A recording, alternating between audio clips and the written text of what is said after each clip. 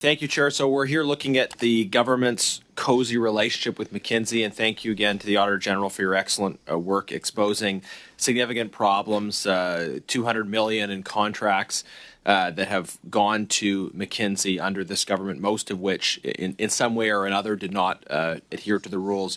You've just mentioned the important role that PSPC, the government's contracting department, is supposed to play, could have played, challenging some of these procurements.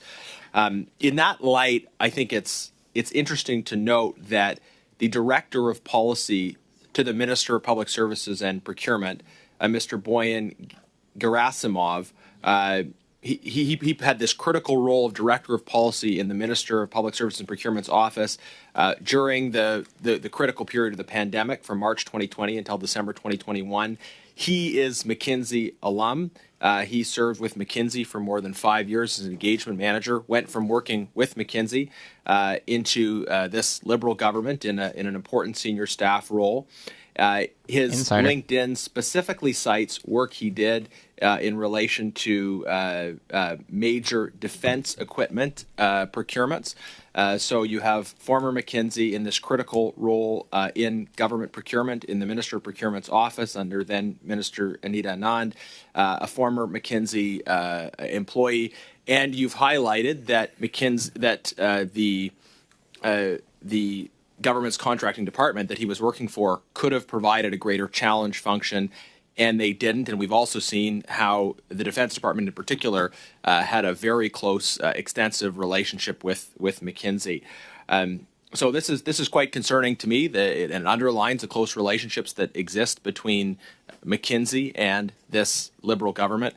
I wonder if you could share a bit more about what role the Minister's office did play or could have played, providing a challenge function around this extensive procurement relationship that emerged, and what conclusions we might be able to draw about the role that the Director of Policy in Minister Anand's office should have been playing, could have been playing, did play in relation to these procurements.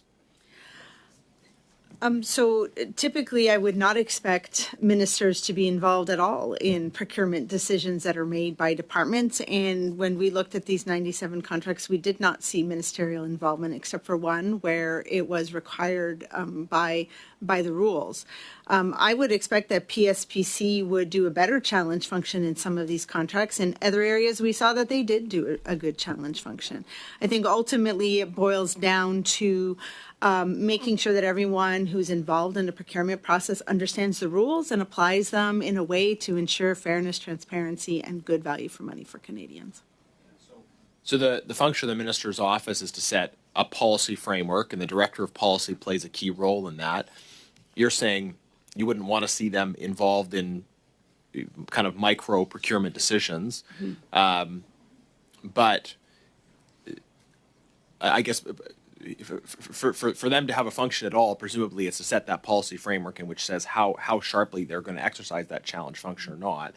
And there clearly were failures to challenge McKinsey procurement in cases where it should have been challenged from that department. Is that correct? For sure. I think that PSPC should have done a better job at challenging some of the procurements that were brought to them for them to be able to issue contracts. But I would expect that challenge function also exists in every department and agency, because not all contracts go through PSPC in order to be issued. Right. No, and I think there are problems in other places for sure, but it stuck out to me that this particular person, Boyan Gerasimov, was the Director of Policy to the Minister of Procurement in the middle of the pandemic, and that he is a McKinsey alum.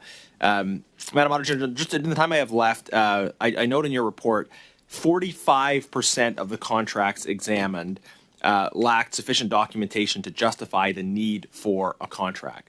So in almost half of the cases of these contracts, there wasn't even evidence or sufficient evidence that there was any reason for the contract to happen in the first place, which is quite staggering in light of $200 million in contracts.